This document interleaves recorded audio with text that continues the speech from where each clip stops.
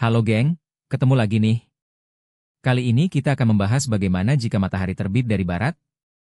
Apa dampaknya terhadap bumi? Sebelum kita membahasnya, jangan lupa untuk subscribe dan aktifkan lonceng notifikasi channel ini ya, agar kalian tidak ketinggalan info menarik lainnya.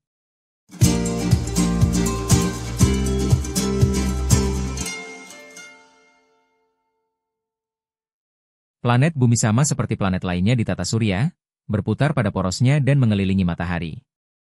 Kedua hal tersebut dinamakan dengan rotasi bumi dan revolusi bumi. Karena itulah kita mengenal adanya waktu siang dan malam. Setiap hari manusia dan makhluk hidup di dalamnya dihadapkan pada proses terbitnya matahari dari timur dan tenggelam di barat. Lantas, apa jadinya jika matahari terbit dari barat? Planet bumi berada di urutan ketiga dari dekatnya matahari atau lebih tepatnya berjarak sekitar 149,6 juta kilometer. Planet ini menjadi salah satu planet yang mengelilingi matahari. Karena itulah kita mengenal adanya waktu siang dan malam di berbagai belahan dunia. Dalam satu kali rotasi, bumi memerlukan waktu sekitar 24 jam, bisa kurang atau lebih beberapa menit atau detik. Rotasi bumi ini seringkali disebut satu hari. Meski rotasi bumi dari arah barat ke timur, kita akan melihat matahari terbit dari timur dan tenggelam di barat. Rotasi bumi yang menyebabkan proses terjadinya siang dan malam ini mencapai titik terang tertinggi di siang hari karena matahari tepat berada di atas bumi. Sedangkan ketika matahari membelakangi bumi, maka akan terjadi malam yang gelap. Meski demikian, pada kenyataannya proses terjadinya siang dan malam bukan dikarenakan matahari yang bergerak, melainkan bumi yang bergerak alias berotasi. Menariknya, proses terjadinya siang dan malam di masing-masing negara dapat berbeda. Bahkan ada di antaranya, waktu siang hari bisa lebih lama dibanding malam hari. Hal ini dikarenakan adanya proses revolusi bumi. Revolusi bumi adalah sebuah peristiwa di mana bumi akan mengelilingi matahari. Jadi waktu yang diperlukan bumi untuk satu kali revolusi adalah sekitar 365 hari. Atau disebut dengan waktu 1 tahun. Dalam 1 tahun tersebut, bumi akan bergerak mengelilingi matahari sambil melakukan rotasi. Terkadang posisi bumi ini berubah dalam lintasannya. Meski demikian, bumi masih tetap berada dalam lintasan revolusi yang berbentuk elips. Sedangkan matahari tetap berada pada salah satu titik fokusnya. Kombinasi dari revolusi bumi dengan kemiringan sumbu bumi akan menimbulkan beberapa gejala alam yang berbeda. Salah satunya adalah perbedaan panjangnya waktu siang dengan malam. Dampak dari rotasi dan revolusi bumi yang menyebabkan terjadinya matahari terbit dari timur dan tenggelam di barat adalah adanya pembagian zona waktu. Pembagian zona waktu berbeda-beda di setiap negara tergantung lokasi negara tersebut berada. Dampak lainnya adalah pembelokan arah arus laut.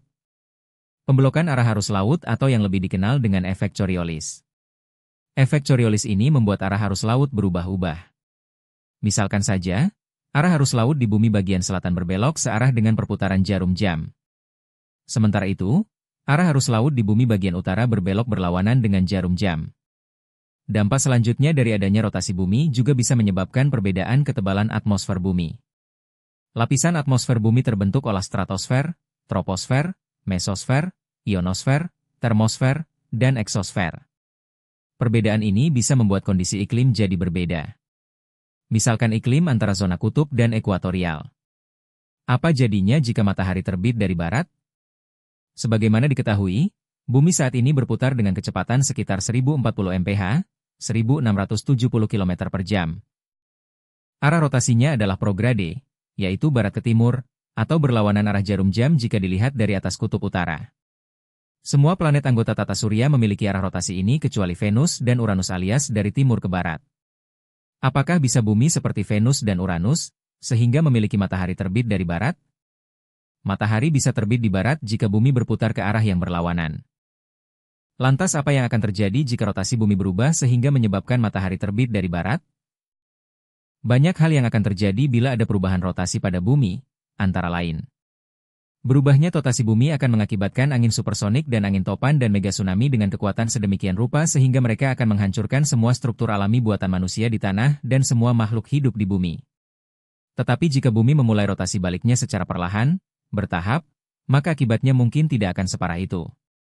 Perubahan paling signifikan akan terjadi pada pola angin. Badai yang berasal dari Atlantik akan bergerak dari barat ke timur, bukan dari timur ke barat seperti sekarang. Trade winds yang mengalir ke barat akan mengalir ke arah yang berlawanan. Angin barat yang membawa angin hangat dari lautan akan berbalik ke Eropa, sedangkan angin kencang dari Rusia akan menuju Eropa Barat dan membuat musim yang sangat dingin di sana. Arus laut yang membawa panas ke seluruh dunia akan menghilang dan sebagai gantinya, akan ada arus yang lebih kuat dari Pasifik, menghasilkan gurun baru di Brasil. Bisa dikatakan pula, Atlantic Meridional Overturning Circulation, AMOC, arus laut pengatur iklim penting di Atlantik, memudar dan muncul kembali di Samudra Pasifik Utara. Cyanobacteria, sekelompok bakteri yang menghasilkan oksigen melalui fotosintesis, bisa berkembang biak di tempat yang belum pernah mereka miliki sebelumnya jika matahari terbit dari barat. Cakupan gurun global menyusut dari sekitar 16 juta mil persegi, 42 juta kilometer persegi, menjadi sekitar 12 juta mil persegi, 31 juta km persegi. Wilayah rumputan bermunculan di lebih dari separuh wilayah bekas gurun, dan pohon-pohon tumbuh untuk menutupi separuh lainnya. Vegetasi dunia ini menyerap lebih banyak gas karbon daripada bumi kita yang berputar normal. Itu saja untuk informasi kali ini. Semoga bermanfaat. See you in the next video. Bye-bye. Mago.